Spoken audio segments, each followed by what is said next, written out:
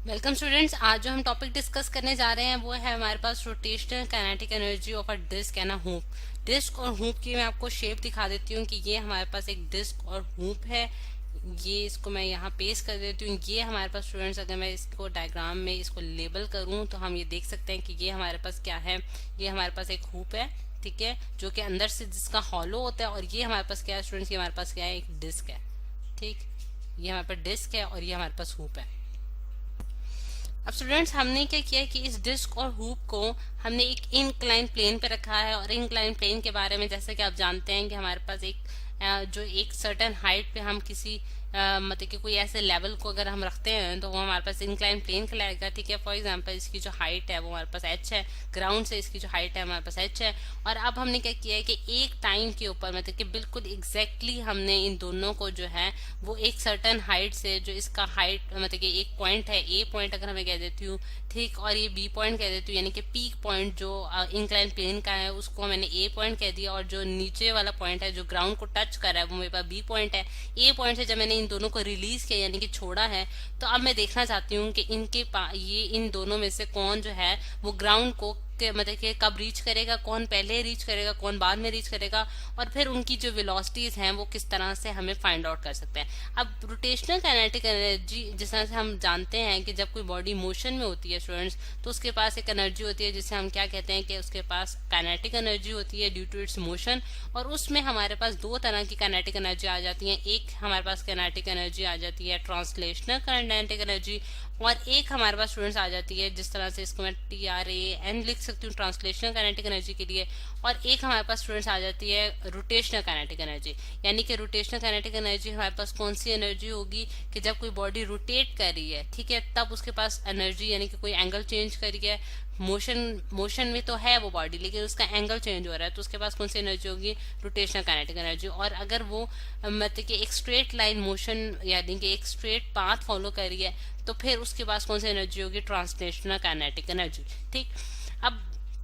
अगर मैं case one की बात करूं, केस वन जिसमें मैं एक डिस्क का केस लेने जा रही हूँ, यानी कि मेरे पास एक डिस्क का केस सबसे पहले देख लेते हैं। ठीक है,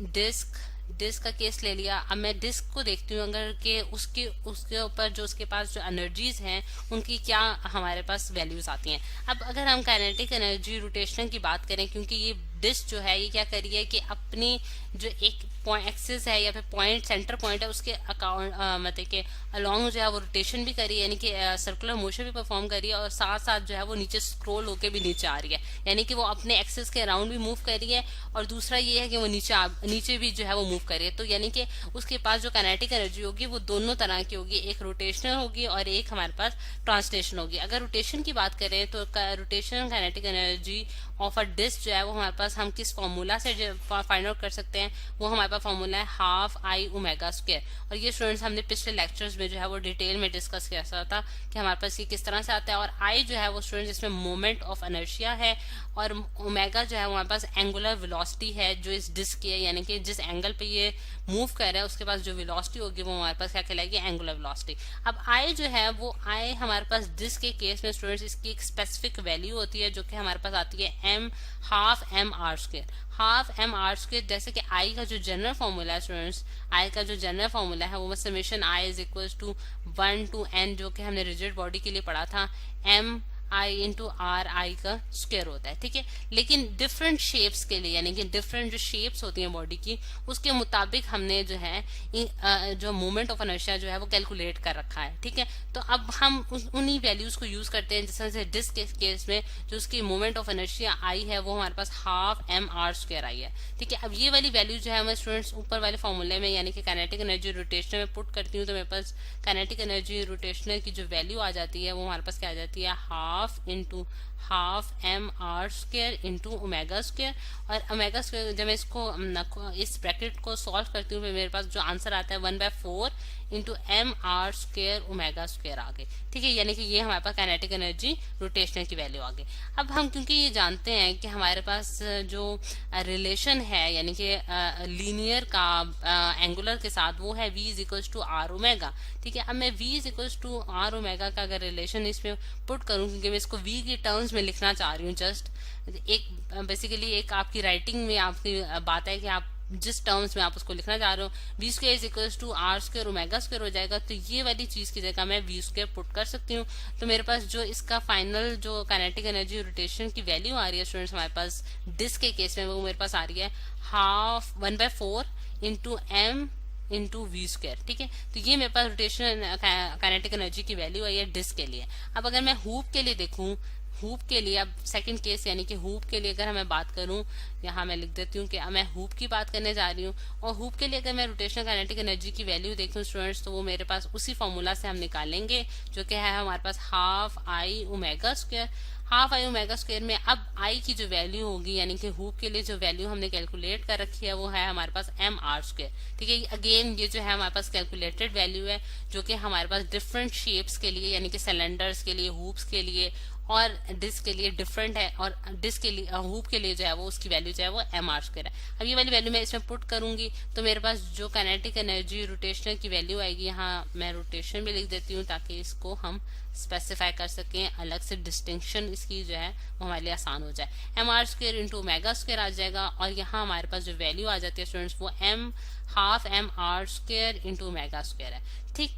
अब यही चीज अगेन हम इसको v में कन्वर्ट कर सकते हैं यानी कि लीनियर वेलोसिटी की टर्म्स में लिख सकते हैं, क्योंकि v जो है वो हमारे पास किसके बराबर है, आर ओमेगा के बराबर है। तो हमारे पास जो फाइनल रिजल्ट बनता है यानी कि kinetic energy rotation for the case of a hoop हमारे पास क्या बनता है 1/2 M V square. 1/2 M V square यानी कि आर स्क्वायर मेगा के जरिए मैंने क्या लिख दिया वी स्क्वायर। ठीक है, ये तो स्टूडेंट्स हमने रोटेशनल काइनेटिक एनर्जी की वैल्यू निकाल ली। अब अगर हम देखें यानी कि अब दोबारा से मैं आपको फिगर की तरफ लेके जा रही हूँ स्टूडेंट्स के, अगर हम इस फिगर को और से देखें तो हम ये देखते हैं कि हमारे पास जो कि बातें हमने पहले भी पढ़ रखी हैं कि हमारे पास जो बॉडी यानी कि अगर सर्टन हाइट पे हो तो उसके पास कौन सी एनर्जी होती है, पोटेंशियल एनर्जी होती है। यानी कि अगर वो किसी हाइट पे मतलब कि मोशन नहीं करी यानी कि एक हाइट अटेन की है उसने और वो स्टैंड बाय पोजीशन पे है तो उसके पास कौन सी एनर्जी होगी, पोटेंशियल एनर्जी होगी। लेकिन जब वो मोशन में आ जाती है तो उसके पास कौन सी एनर्जी होती है, काइनेटिक एनर्जी होती है। बिल्कुल इसी तरह अगर कोई बॉडी इंक्लाइन प्लेन पे पड़ी है तो जब वो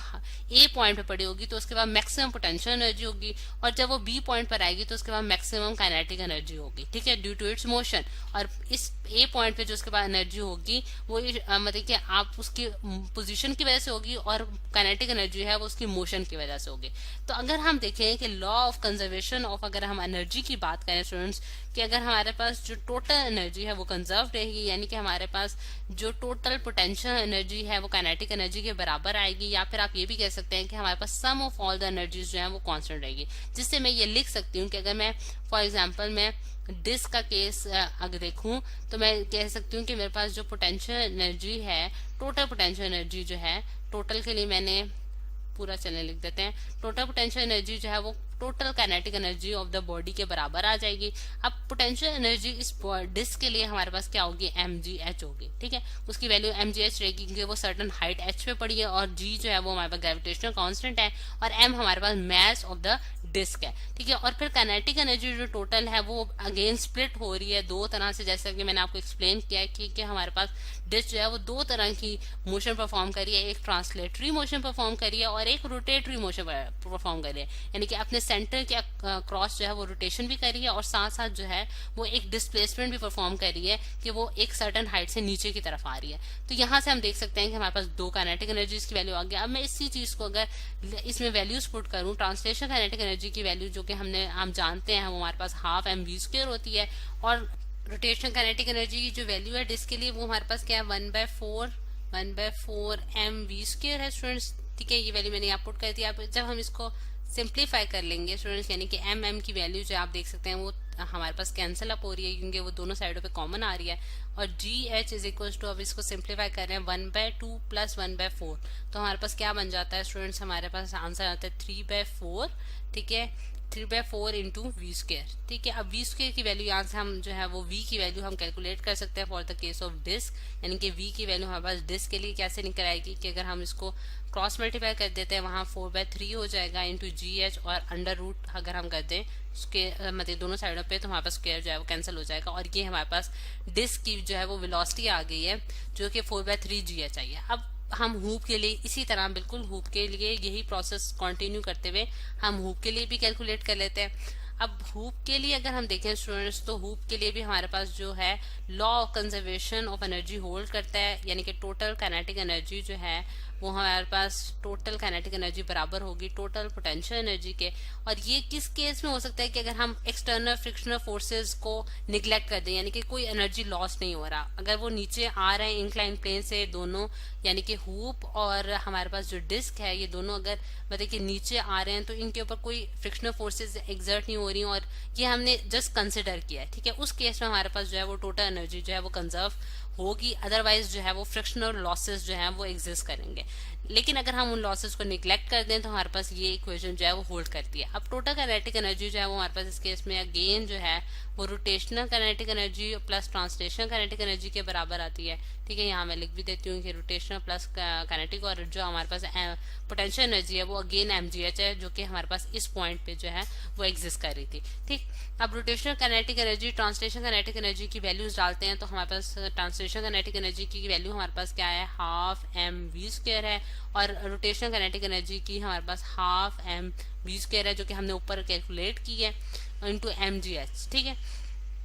अब ये चीज एम अगेन जो है वो हमारे पास सारा कैंसिल आउट हो जाएगा, ठीक है। और इसको जब हम सॉल्व करते हैं तो हमारे पास v² is equal to gh आ जाता है, और ये हमें इम्प्लाई करता है, यानी कि इससे हम निकाल सकते हैं कि v की value for the case of hoop जो है वो हमारे पास क्या आई है, अंडर द रूट gh, ठीक है। अब ये स्टूडेंट्स हमारे पास दो फॉर्मूले आ गए, एक डिस्क का और एक हमारे पास हुप का आ गया, जो कि जिससे हमने वेलोसिटीज की वैल्यू जो है वो कैलकुलेट कर लिया, ठीक। अब यहाँ मैं इसको दोनों फॉर्मूलाज को जो है वो लिख भी देती हूँ कि यानी कि जो हमने निकाल लिए हैं फॉर्मूलाज, एक हमारे पास आया है v डिस्क का फॉर्मूला, ठीक है। v डिस्क का फॉर्मूला हमारे पास आया students under the root 4/3gh, और हमारे पास v हुप का जो फॉर्मूला आया वो हमारे पास क्या है, अंडर द रूट gh। अगर हम ये चीज इधर पुट कर दें, यानी कि अंडर द रूट gh को मैं किस तरह से लिखूं, v disc is equals to, ये देखिए मैं इसको किस तरह से लिखना चाह रही हूँ, v disc is equals to under the root 4/3 into under the root gh, मैंने स्प्लिटिंग की अंडर रूट की, और फिर उसके बाद v डिस्क को मैंने किस तरह से लिख दिया